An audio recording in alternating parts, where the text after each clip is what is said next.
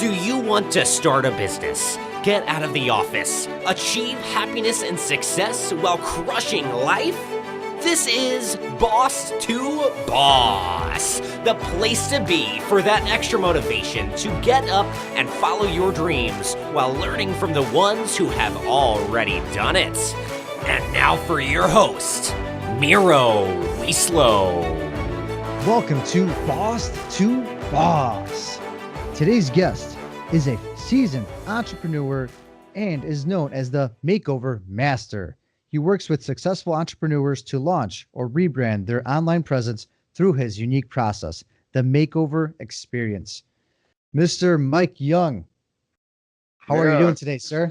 Thanks for having me on today, man. I appreciate it.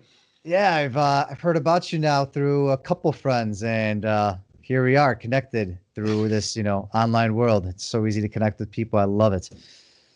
Well, Mike, so recently you just been traveling, right? Where did you go? Yeah, I just got back last Friday from a business mastermind in Medellin, Colombia. That was one of the coolest cities I've ever been to. We had a lot of fun. We also worked a lot, worked very hard. And the mastermind was filled with a lot of really killer people in the world of marketing, advertising, online advertising, and branding. So it was a cool event. Wow! So not only did you get to go out there for a great event, you got to go to Medellin at the same time.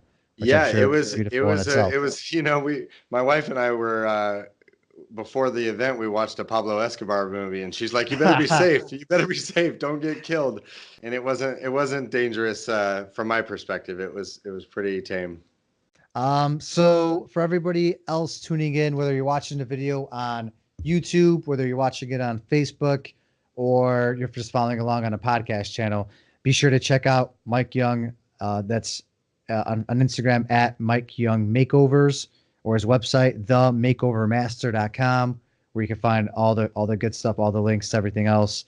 But yeah, Mike Young Makeovers, that's the main tag, right? And themakeovermaster.com.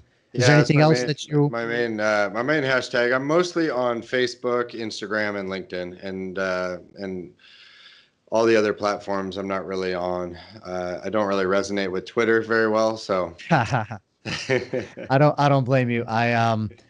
I've given it a try numerous times now, and it's there. It's there. Yeah, for sure.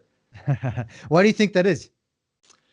I think all of us have a personality type, an archetype, and some of us. That's why you still see people on Twitter. They really resonate with the style and the under 250 characters or whatever it is, and other people can't seem to figure it out because we're all hardwired in some way.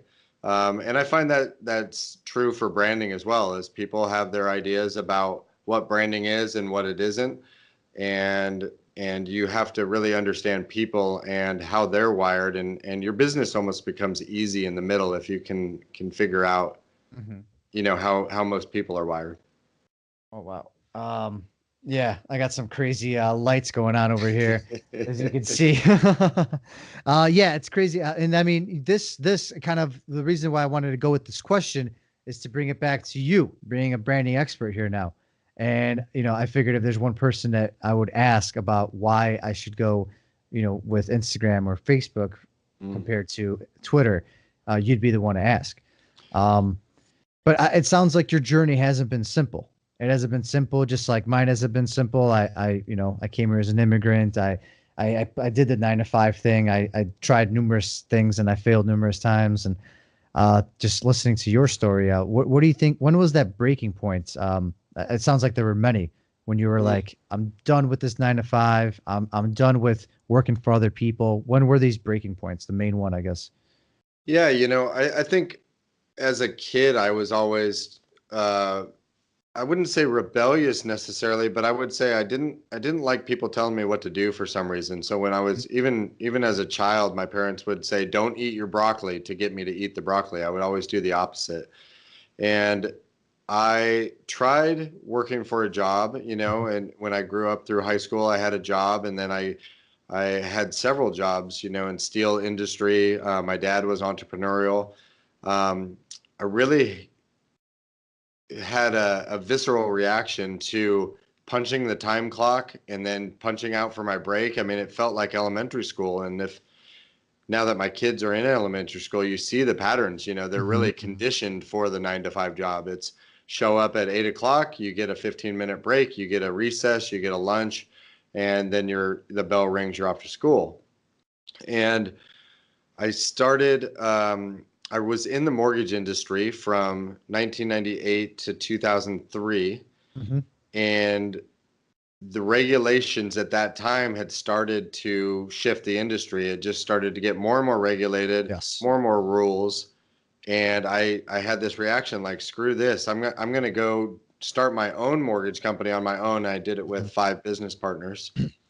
And that was kind of that was the first shift was I'm going to go out on my own. And I did it with 5 business partners.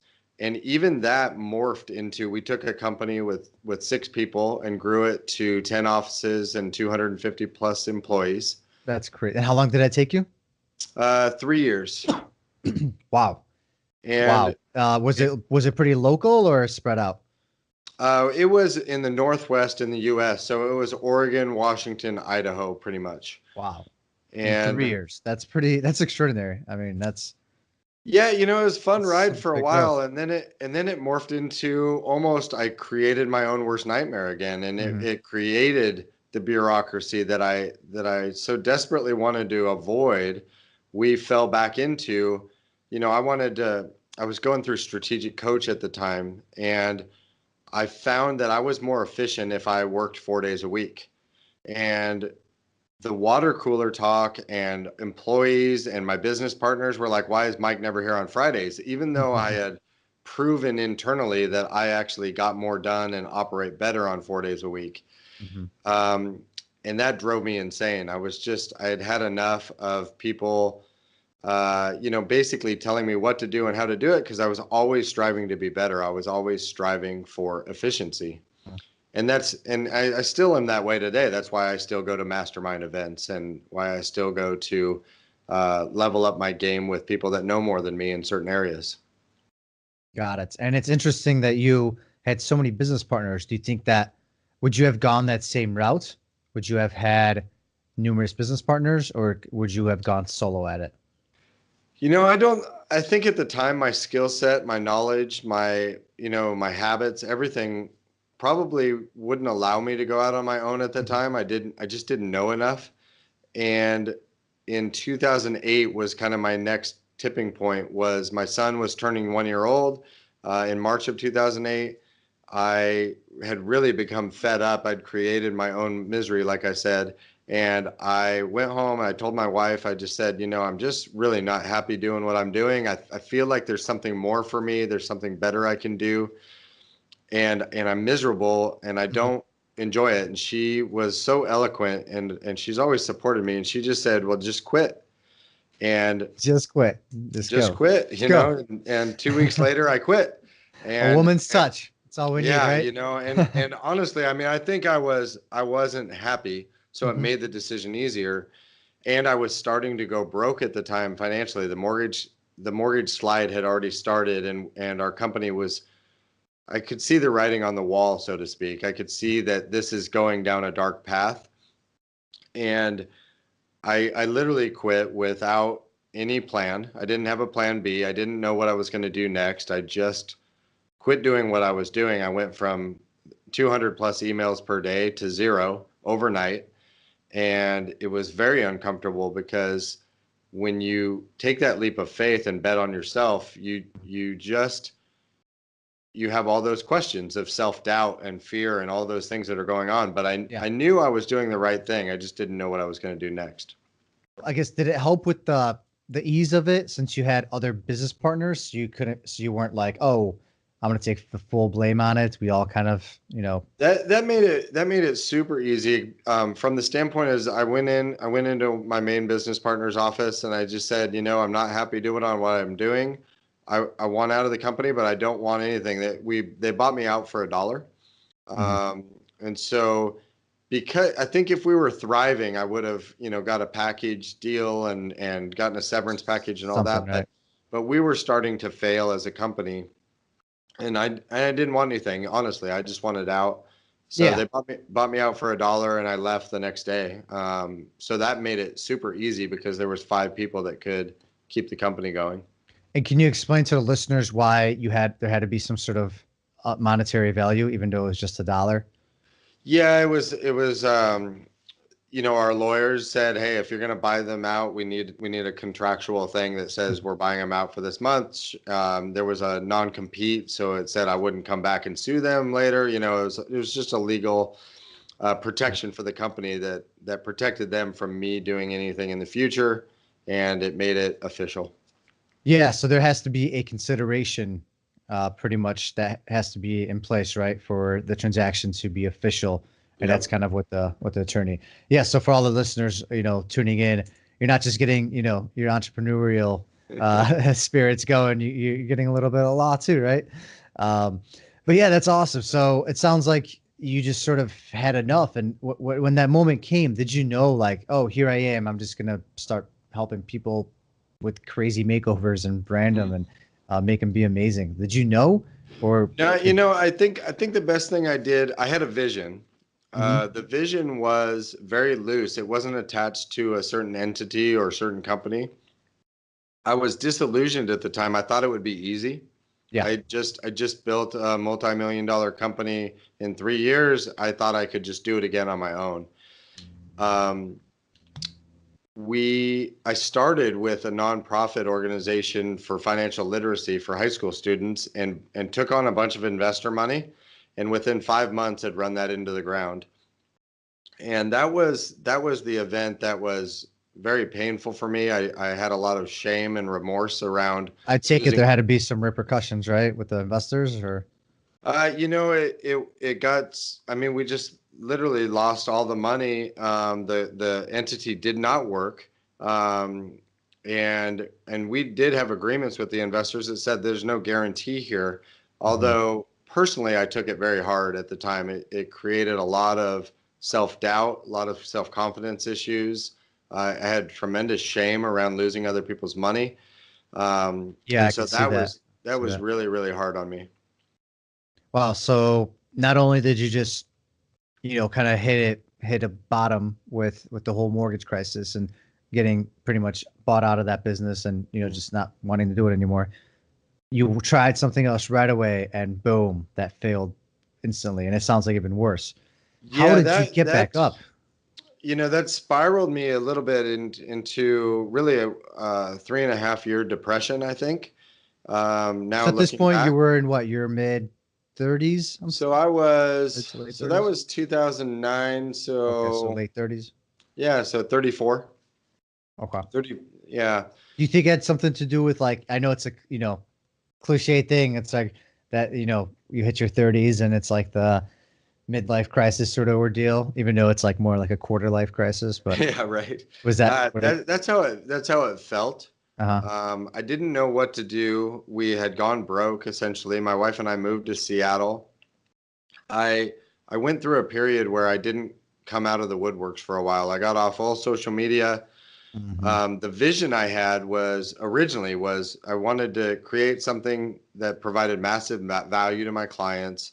I wanted to have limited meetings, limited phone calls, limited emails. I wanted money to show up in my bank account. It's like I wanted the entrepreneurial dream, the American dream. And I didn't realize at the time how hard the journey is simple, but it's not easy. And it was just so hard to make it through that time. I don't regret it in hindsight. It was a period of self-discovery for me. I Okay. created I created over 50 brands from 2010 to 2015. Can you like explain what you mean by that? Mm. Every idea I had, I Mhm. created a logo, a Facebook page, and a website around it. So Even if it wasn't for anybody, it was just your own. it would be like, I think my next thing is automated email marketing for real estate agents. And then we'd create a company name and create an entity and we'd try and sell it. Hmm. And I I had actually partnered during that time with one other friend of mine as a business partner. And so he was an idea guy, and I was taking care of all the behind the scenes. So I would get the logo created, the Facebook, the website. And you would And go as far as making like the business official too, like with the state, we things had like that one too. official business, and Okay, everything else was a DBA. got it. And out of the 50 brands we tried, three of them actually did pretty well Hmm. and took off. And that's when I began to see the patterns of these are the things that failed and why, and these are the things that succeeded and why. And I also really fell in love with the process. And I'd learned so many mistakes about branding and so many mistakes about buying stolen logos and different things, and learned a lot about the graphic design world. Wait, did you say stolen logos? Yeah, I mean, there's a What is good that? What does half that of mean? I would say half the industry in graphic design, you go to Mhm. 99 Designs or Fiverr or those types of Yeah. things. You ask for a logo and you get a logo you really like. But if you reverse engineer that logo and look online, a lot of times uh, it's someone that's what they do for a living is they take the logo and they reproduce it over and over again and sell it Hmm. multiple times. Oh, wow.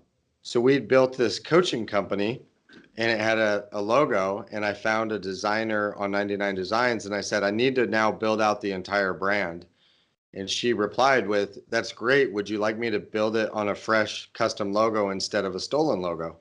And I had no idea what she was talking about. Oh man. And she showed me a web page where it had Uh, my exact logo with 250 other of the exact same logo with just changes to the colors and the name. wow. And so it opened my eyes to that world of custom design versus just rip-off artists is what I call them. Right.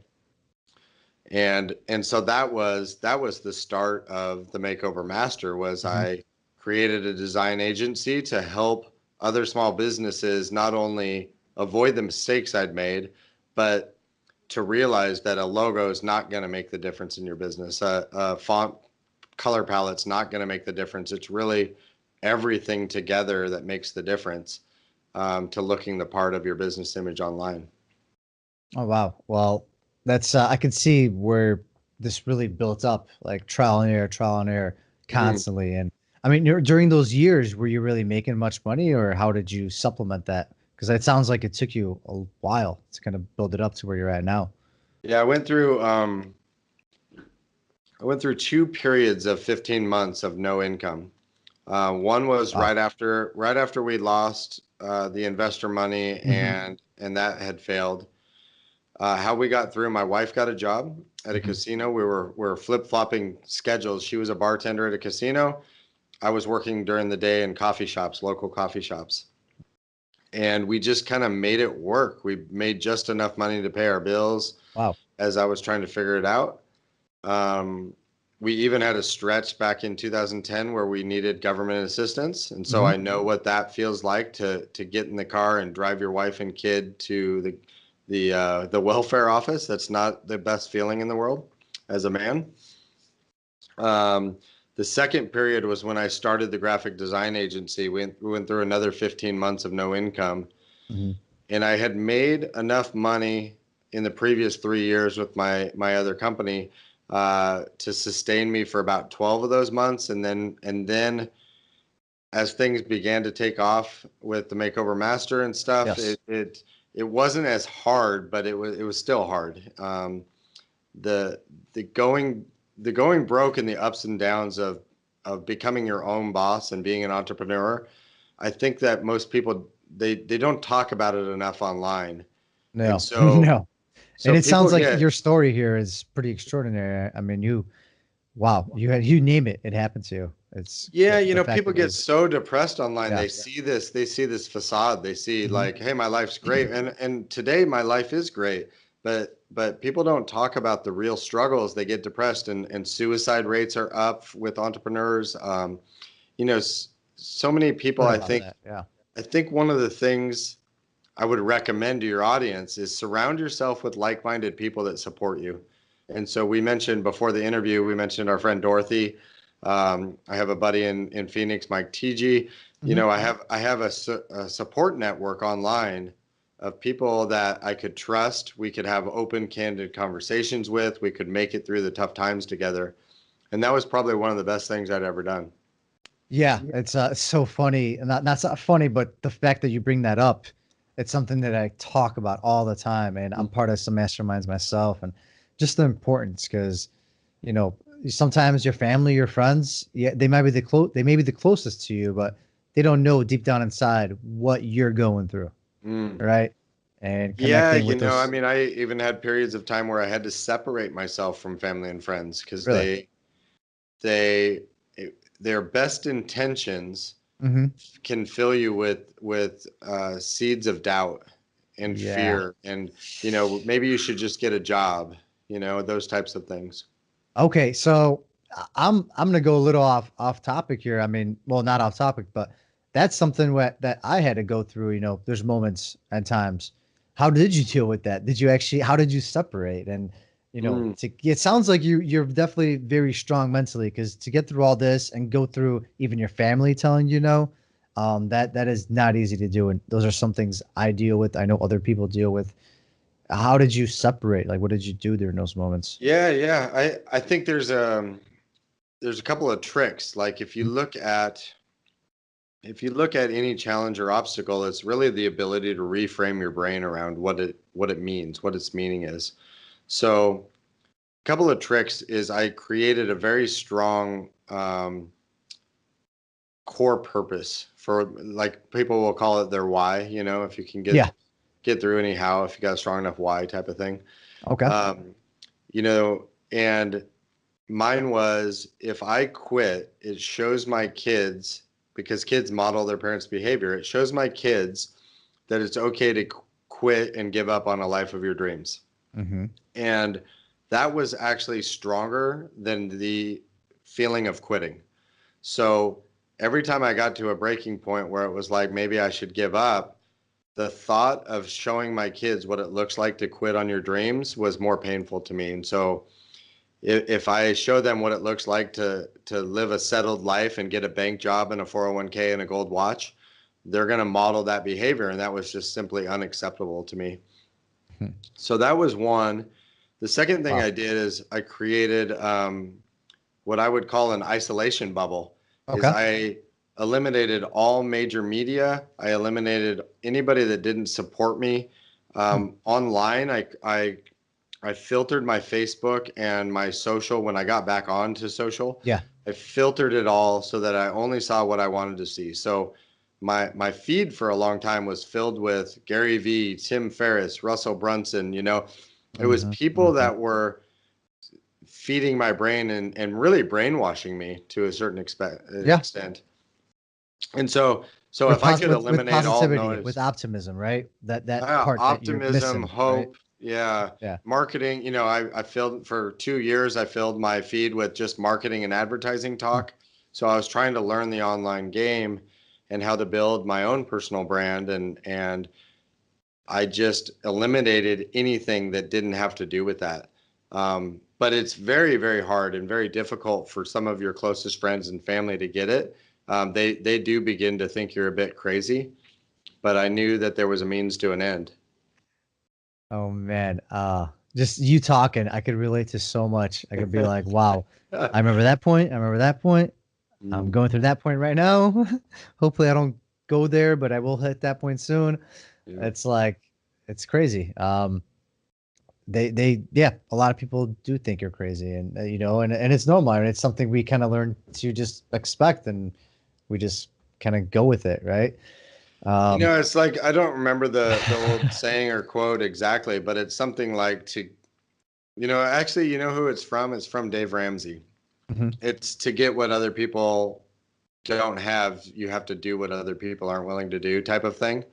And now I'm a I'm at the place where my business and my life are, how do I say that? It's at a place where most people don't have it, but at the same time, most people would never make it through what I made it through.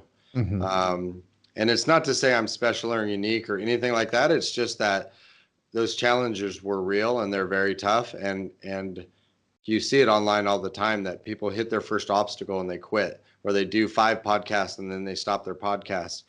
And I think the secret to the whole thing is determining why you're not going to quit and then just not quitting.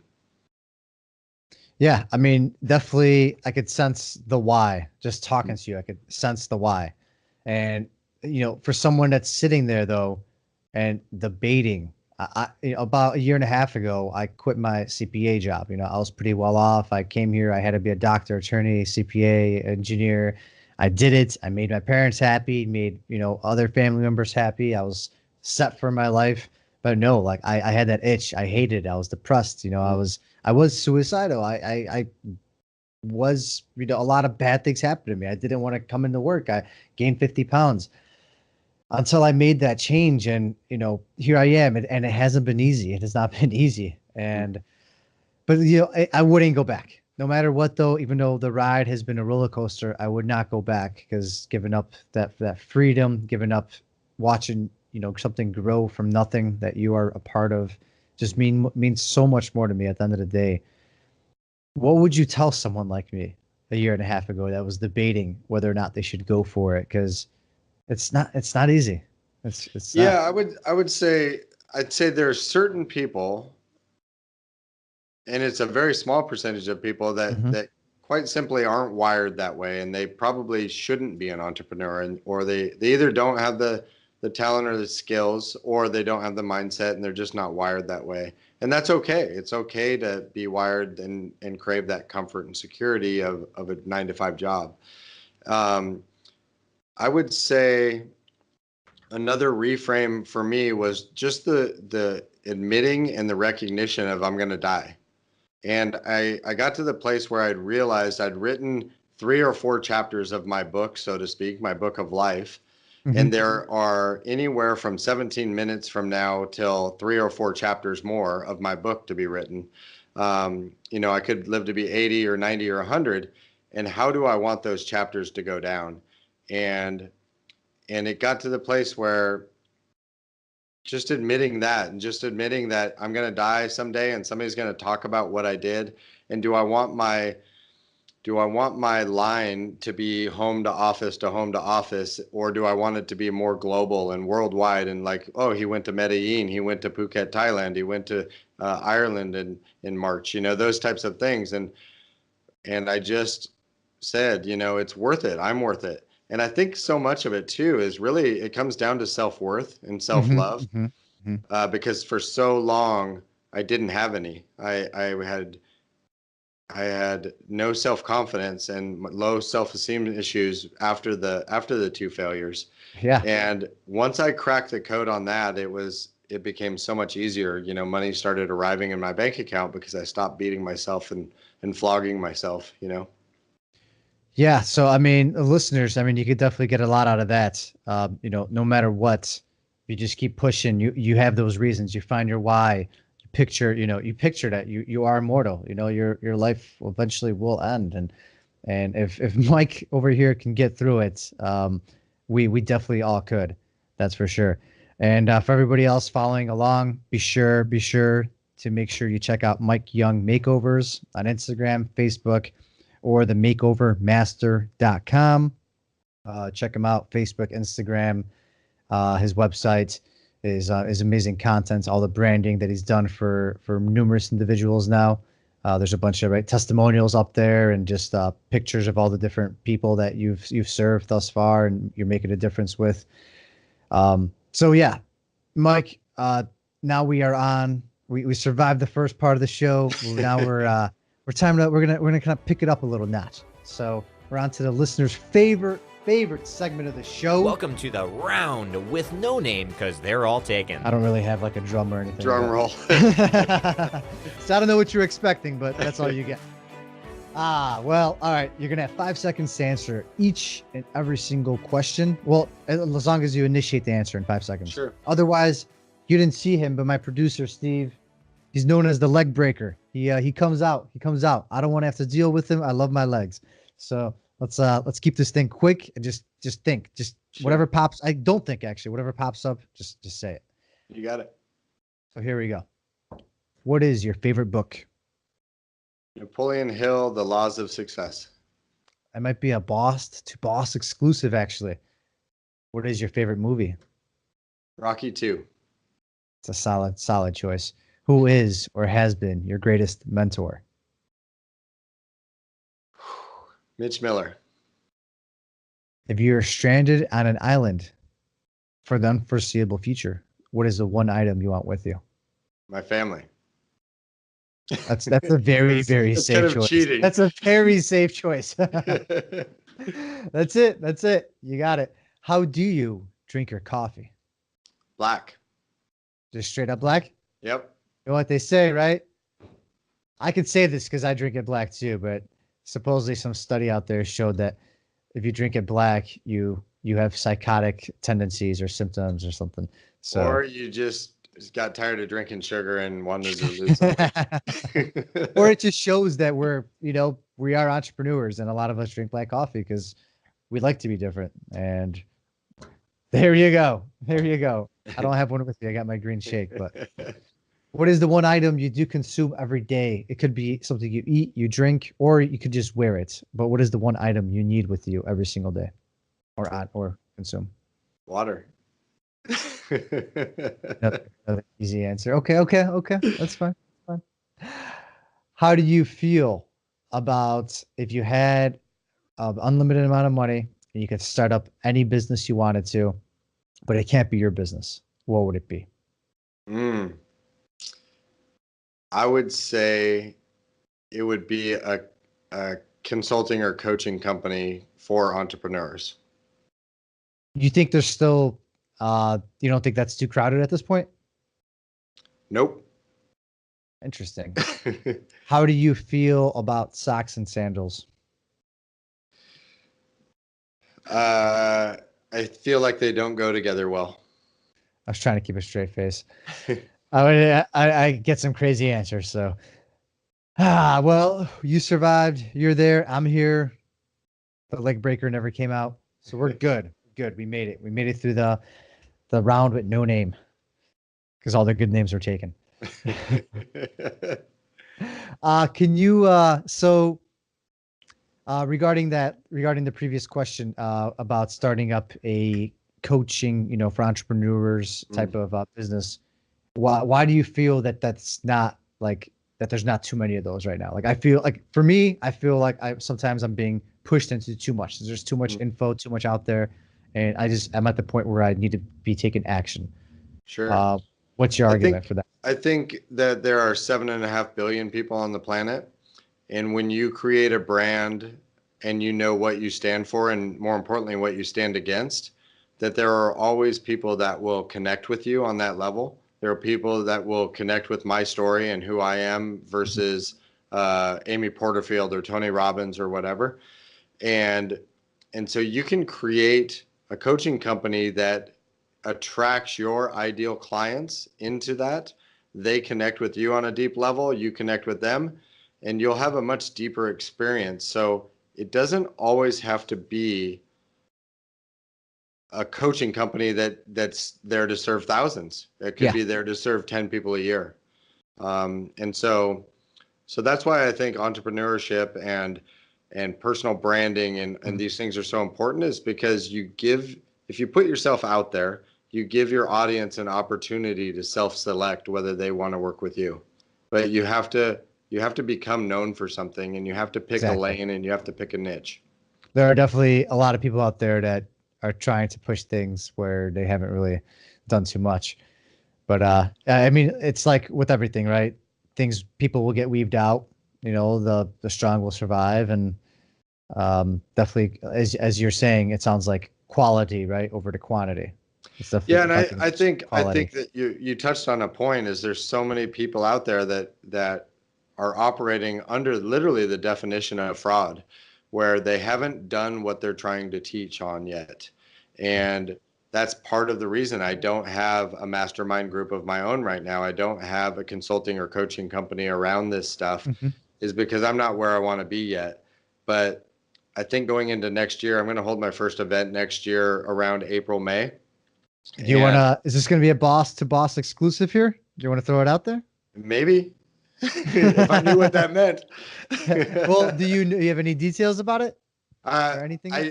I think it's going to be in my hometown area of Portland, Oregon. It's going to be less than 50 people for sure. And I think I'm going to run a mastermind with 10 people going into next year and show them how I went from starting from zero to building a multi-million-dollar a year company. But I haven't cracked the code on a couple less pieces yet, and I won't run that until I've done it. So got it. I respect that. Yeah. Okay, Mike. Well, it's been a truly a pleasure having you on. The mic is yours. If you have any closing thoughts or anything else you want to share with our listeners here, the mic is yours. Yeah, I would say for any entrepreneur thinking about leaving their job, or people that have left their job that are struggling, is like just to recognize that you are worth it. That if you can crack the code on how you tick and how you operate and what really fills you, that's half the battle. Then understanding how people work and humans work and why they buy things, that's the other half the battle. The business stuff in the middle becomes easy.